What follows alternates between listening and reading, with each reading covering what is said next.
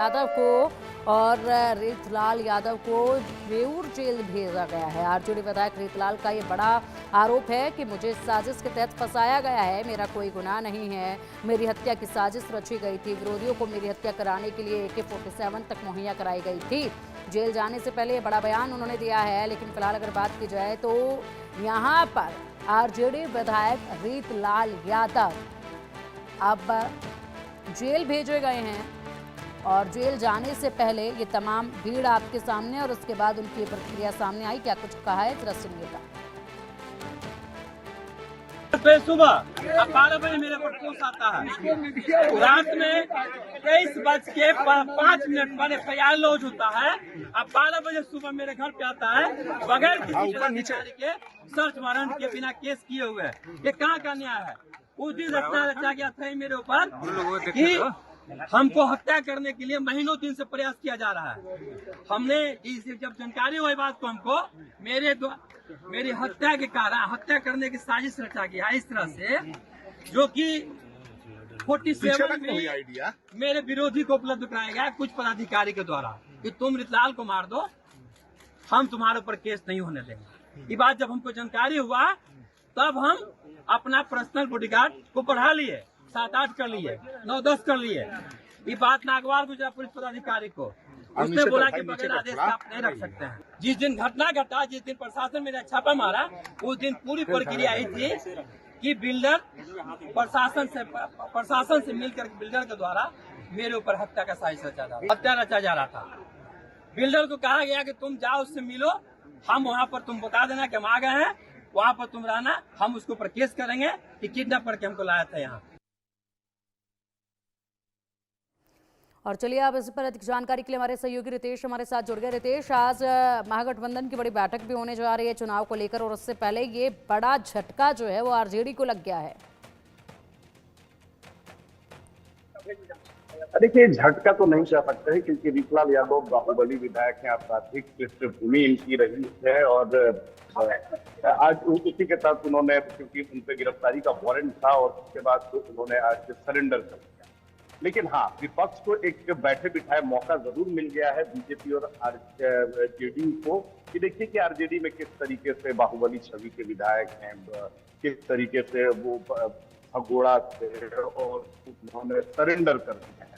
तो इसको लेकर अगर देखें तो विपक्ष को मौका मिल जाएगा आरजेडी पर हमलावर होने का, और जंगल राज का जो आरोप बार बार लगाया जाता है एनडीए की तरफ से, उसे और मजबूती मिलेगी और पुख्ता तौर पर वो साबित हो जाएगी। हालांकि रीतलाल यादव की बात करें तो उन्होंने भी बड़े गंभीर आरोप लगा दिए हैं सरकार और प्रशासन के ऊपर कि उनकी हत्या की साजिश चल रही है, बार बार उन्हें परेशान किया जा रहा है।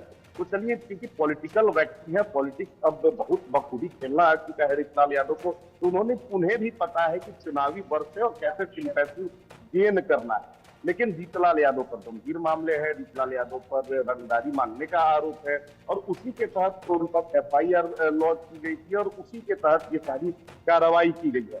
अब देखने वाली बात होती है कि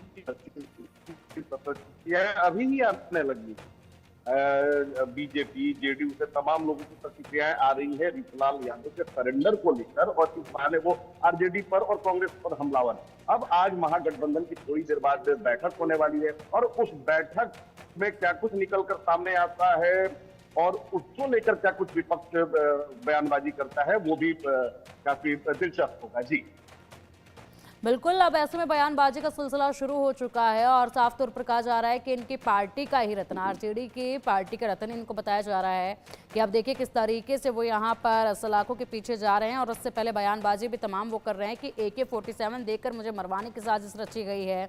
इसके बाद अब कोई असर इसका कितना आपको पड़ता नजर आ रहा है, क्योंकि लगातार आप चुनावी माहौल को टटोल रहे हैं वहाँ पर, तो ये जो पूरा वाक्य पेश आया, पहले खुद जाकर सरेंडर करना, उसके बाद जब जेल जाने की प्रक्रिया शुरू हुई तो इस तरह के तीखे बयान सामने आना, कितना असर इन सब का पड़ता नजर आ रहा है आपको? बिल्कुल बिल्कुल, चाहे दोनों धड़े हों, वो एनडीए हो या फिर इंडिया अलायंस, दोनों के लिए बेनिफिट का ये मामला है। क्योंकि देखिए, कल आरजेडी ने बाकायदा एक प्रेस कॉन्फ्रेंस की और प्रेस कॉन्फ्रेंस में उसने जताने की कोशिश की, बताने की कोशिश की कि विपक्ष के नेताओं को परेशान किया जा रहा है। सेम मामला में अगर देखा जाए तो सत्ताधारी दल का कोई बाहुबली विधायक होता है तो उसके यहाँ एसटीएफ रेड नहीं करती है, उसके यहाँ उसकी गिरफ्तारी के लिए सर्च वारंट नहीं जाता है। ये आरोप है आरजेडी के नेताओं का। दूसरी तरफ जो है वो बीजेपी रीतलाल के बहाने पूरे जंगल राज का जो आरोप लगातार लगाया जा रहा है आरजेडी के ऊपर, उसे वो और पुख्ता तौर पर साबित करने में जुट चुकी है। दूसरी तरफ अगर देखें, आरजेडी भी इसे पूरा सिंपैथी लेने की कोशिश कर रही है। रीतलाल यादव के बहाने यादव का सेंटिमेंट तो भुलाने की कोशिश में है ही, इसके अलावा वो एक मैसेज कन्वे करने की कोशिश में है कि विपक्ष के नेताओं को, विपक्ष के चहेते जो विधायक हैं, जनप्रतिनिधि हैं, उन्हें परेशान सरकार कर रही है और इसी तरह से वो कृत्य कर रही है। तो दोनों तरफ जो है शहमात का खेल जारी है। दोनों तरफ इस घटना को लेकर फायदा उठाने की, नफा नुकसान कराने की पूरी कोशिश है। अब देखने वाली बात होती है कि वोटर्स पर इसका कितना असर है।